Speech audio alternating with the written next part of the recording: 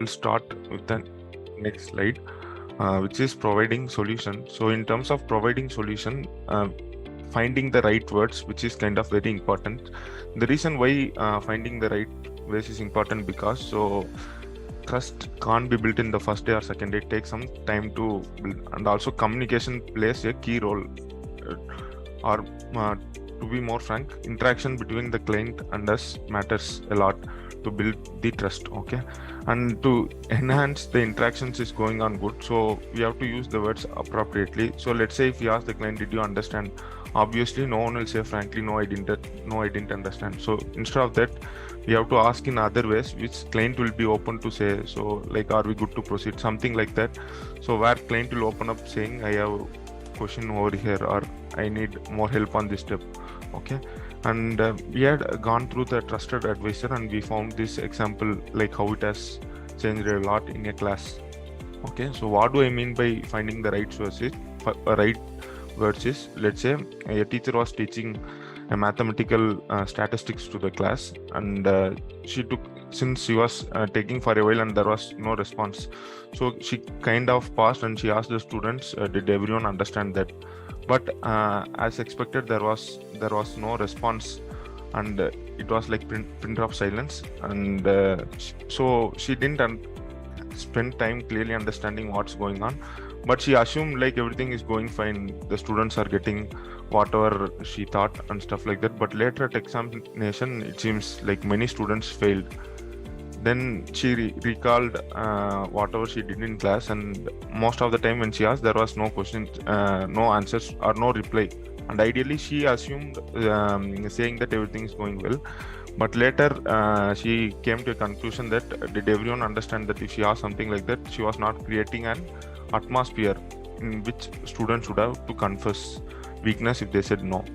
So that's why she thought, how do I make this interaction much better, or how do I open up students' mind? So she thought of making the question different, asking like, have I made myself clear here? So it was phrased that way. It was easier for someone to say, no, you haven't, rather than telling, I don't understand or I didn't understand. So this is something she dealt with. And another way to deal with this situation would be to ask, would you like to stay on this point or move on to the next topic?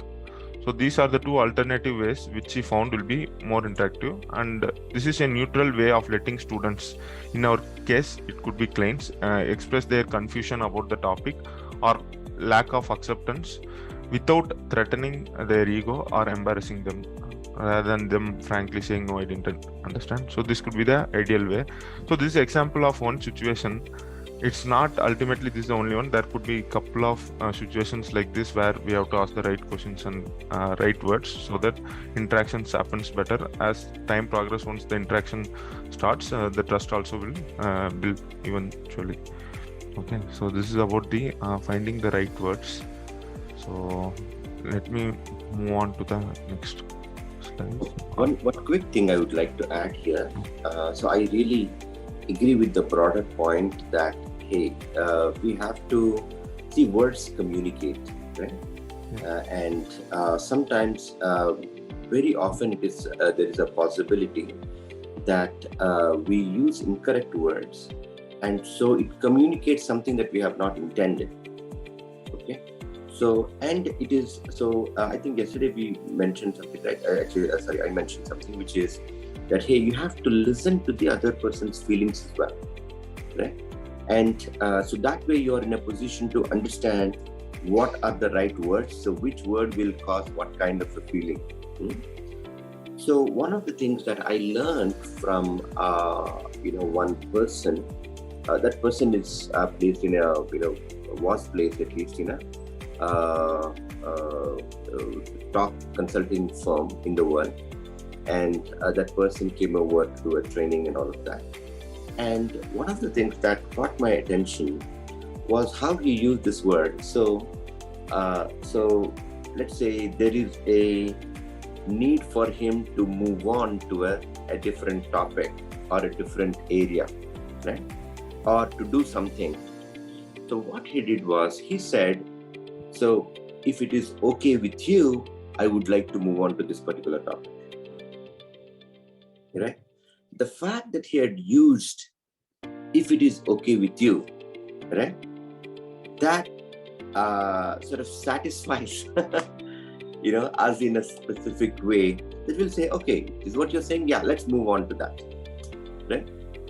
I think this can be, these words, if it is okay with you, can be very powerful in the transition. Instead of trying to say, no, hold on, I would like to move on to this particular thing, right? So when juxtaposed to that, saying, if it is okay with you, I would like to do this, sort of makes the transition very easy and also gets their commitment in a way. I think this is just an example. There are probably a number of other examples that we can use to be able to sort of say that, hey, I think, so in order to sort of have other people's commitment as well as do things in a certain way, words are critical. I think that's the main point, and I completely agree with that. Please. Yeah, okay. So next, so till now, whatever we have seen, like how to earn trust and stuff, but we haven't found a mechanism to quantify. So this is about like how to quantify trust, and there is a equation which was given by Harvard. So trustworthiness is equal to, as you can see in the slide, credibility plus reliability plus intimacy by self-orientation. So we will see in detail like what each of them mean.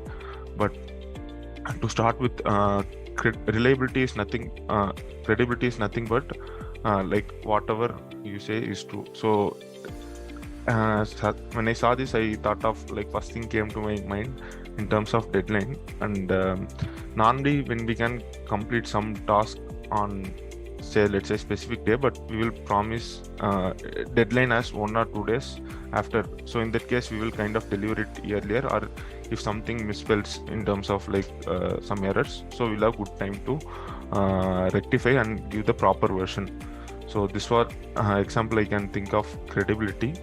But what happens when there is poor credibility? So when there is poor credibility, like the things will turn out very badly. So it might take some time, or I would say most of the time, to build trust. But let's say if one situations we are hung up, then the things will go really bad. So that's why when we make promises, we should be really be careful, and we have to ensure we complete it. And reliability, it must, for reliability, like consistency alone is not enough to create reliability. It's also consistency in terms of client's preference, so not just the providers. So to say this, so sometimes client might expect something, and which might be bit technically not possible, but there could be some workarounds to achieve that. So in those type of scenarios, rather than finding a easy way in terms of technically and completing it, we have to go with client's preference. Though it was a bit hard, we have to do extensive research and come up with a solution that will satisfy our client. That's about the reliability. And coming to intimacy, so this doesn't mean the private lives necessarily shared via intimacy. It is possible to have an intimate relationship with a client, in the sense that we mean it here, not to have anything to do with their life outside work. So intimacy is about the emotional closeness concerning the issues at hand. So it will be obviously the most emotional of 4 trust equation components, and it's driven by emotional honesty, willing to expand the bounds of acceptable topics. Let's say if something is kind of bit more than what we do, or something is a bit away from the topics whatever we do, we should be open to that. We should take up, and we should kind of make the client's life more easier. Okay, so this is about the trust equation. So okay. So you have covered self-orientation as well, or? Yeah, self-orientation. Self-orientation, the reason why is it in denominator is when there is more of self-orientation, the trust will reduce. So we should not be so much self-oriented, like thinking of achieving what we want to. So we should be open to the thoughts. Let's say if client is having something on their mind, we should be open to do that. And let's say if we have something in strong, and if it is not in sync, or with the client's requirements, then we have to avoid those situations. Though we may find it innovative, useful, but at the end, if they are not, we have to leave those, and we should take up what our clients ask for. So that's why self-orientation is in denominator. If too much of self-orientation is there, then trust will obviously go away, according to this equation. Yeah, go ahead, Sinha. Yeah, just to add, so credibility is like the accuracy of what you say, how accurate you speak about a certain topic. Like, so that comes in more in credibility. It's more about words and speaking. And reliability is more in actions. Do you do what you say or not? So if you are not credible, then you'll be considered like a bit like a windbag. You speak a lot of things, but it's not very accurate. You just speak it out. In terms of reliability, if there's less reliability, you'll be considered irresponsible. You'll say something, but you won't do it. That's the gap that comes there. It's in terms of actions. Intimacy is more emotion. So if there's less intimacy, you'll be considered more of a technician, a technical person, like not being able to understand emotion, right? So more intimate our relationship with the client is, the more topics that we'll be able to discuss freely, right? And when it comes to self-orientation, if it is less, then he or she will be considered a bit devious. So their interest differ from client interest. That's where self-orientation comes in. We should put client interest first, and that increases the trustworthiness. Yeah, that's in short for that. Yeah, I agree with all the points that have been made. So just a couple of additional thoughts here. So just let's look at So can anyone say, how do you increase credibility?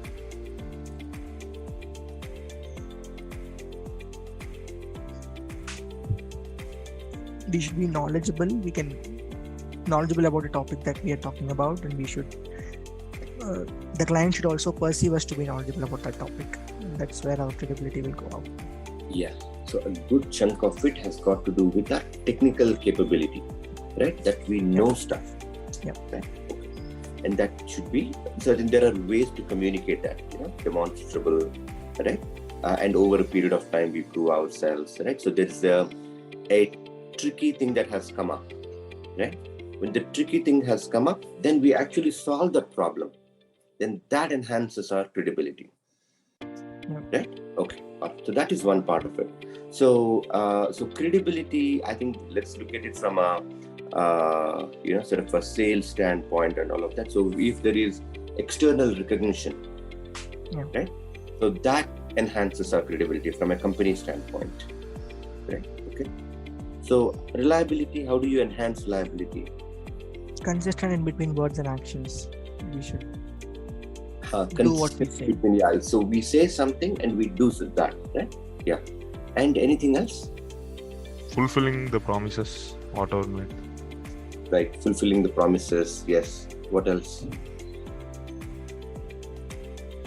In previous occasions, that if we have risen to support even without being asked, such cases that client will think us to be reliable. Right. So when there was a urgent need that has come up, and then we actually supported them. Yeah. So that enhances reliability. Right. So what else? There is one more aspect to this.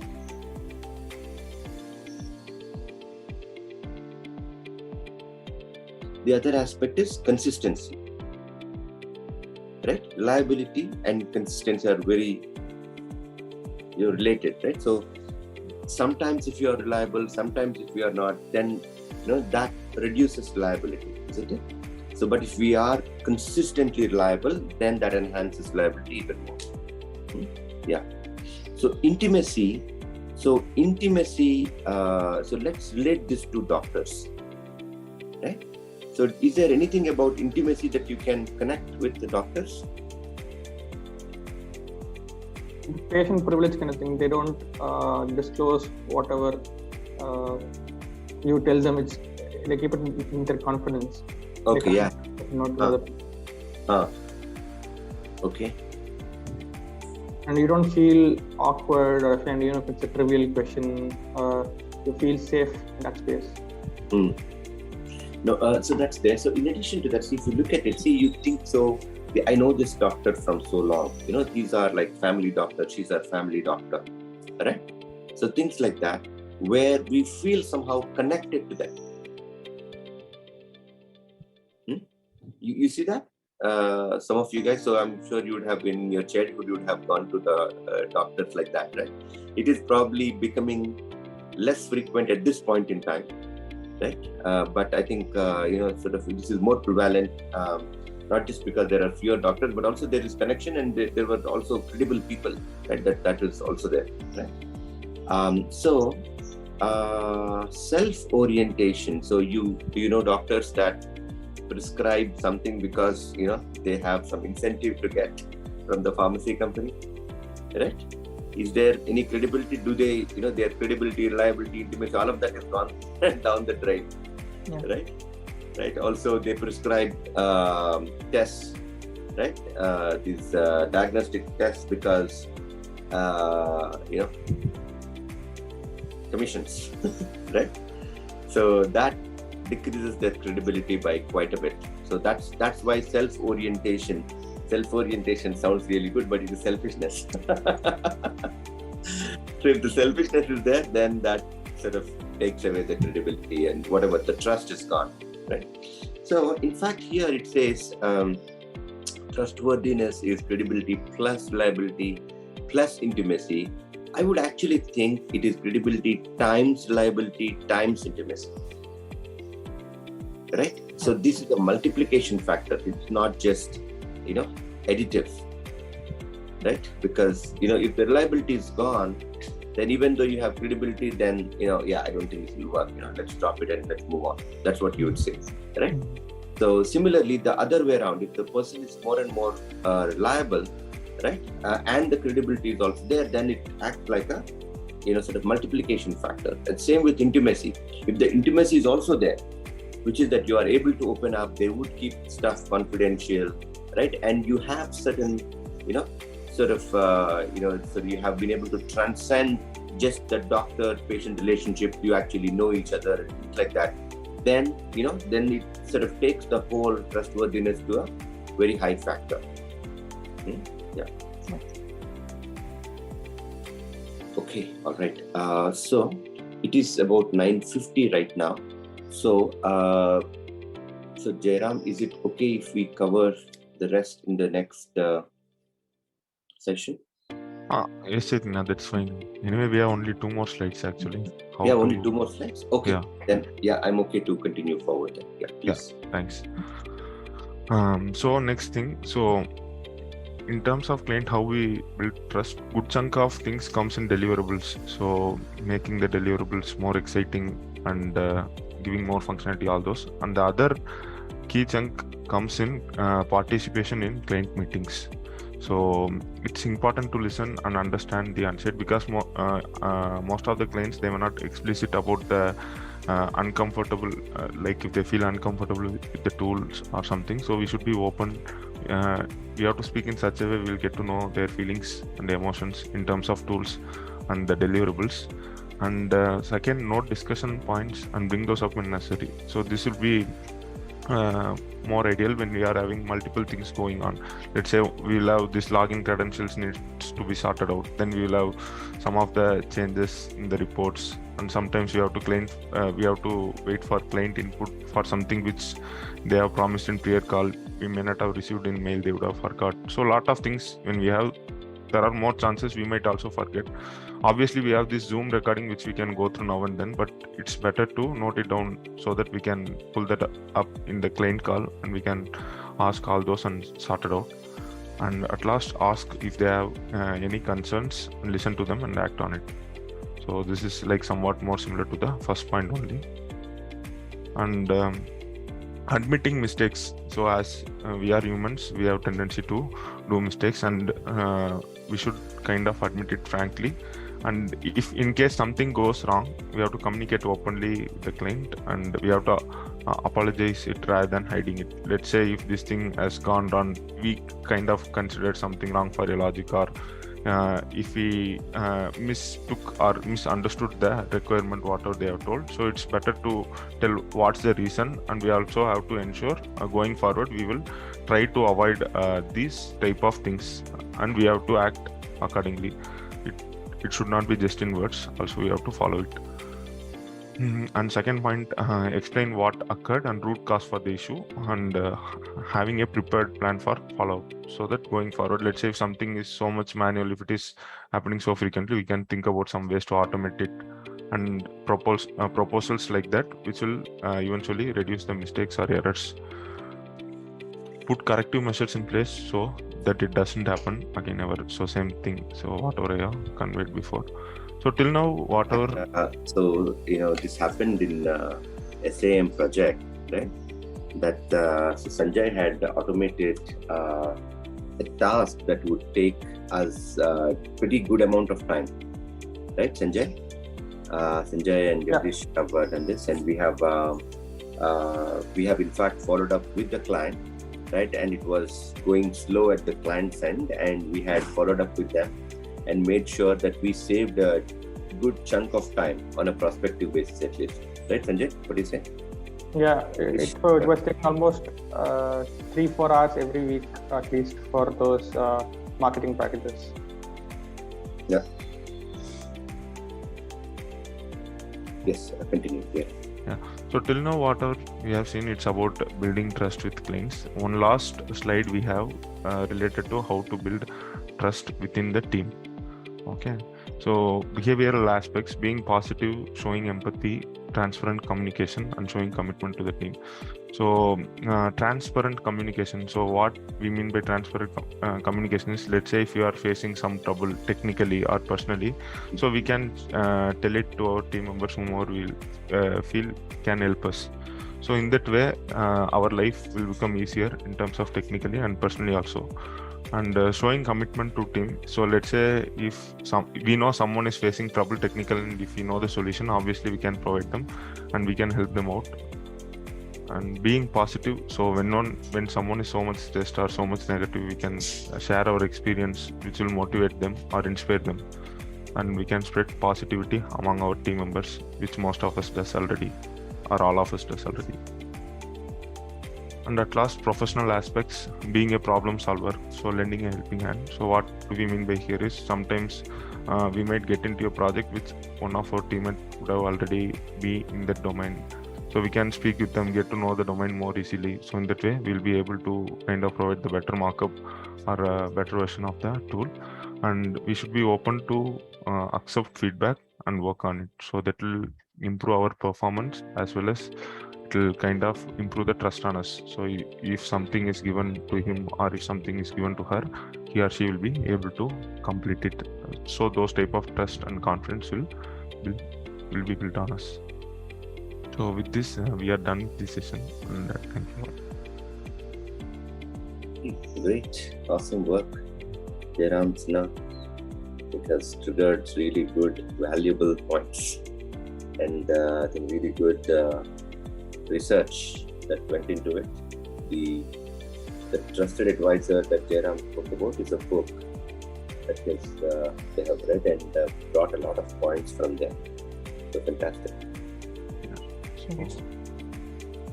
So let me start sharing this screen. Anyone else wants to share how the presentation went?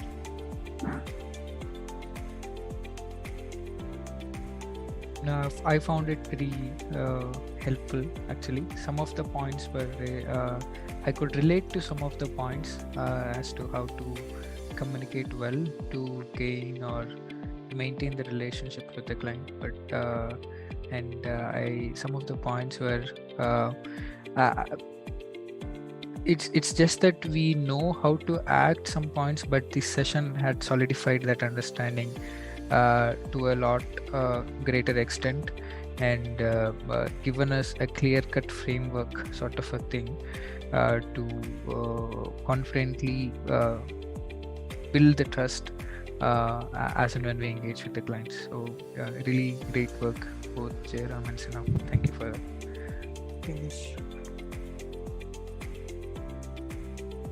Jared, you want to share something? Yes, Chaitanya. So, yep, I think the whole content in the PPT was great. So the examples and the scenarios that Jairam and Sina provided, and thinking we all were able to connect with those, and we all were able to imagine those conditions where sometimes we also felt stuck. I think it will help in the future as well to continue the building the trust with the clients and somebody. It was great. Presentation was great. Thank you very much.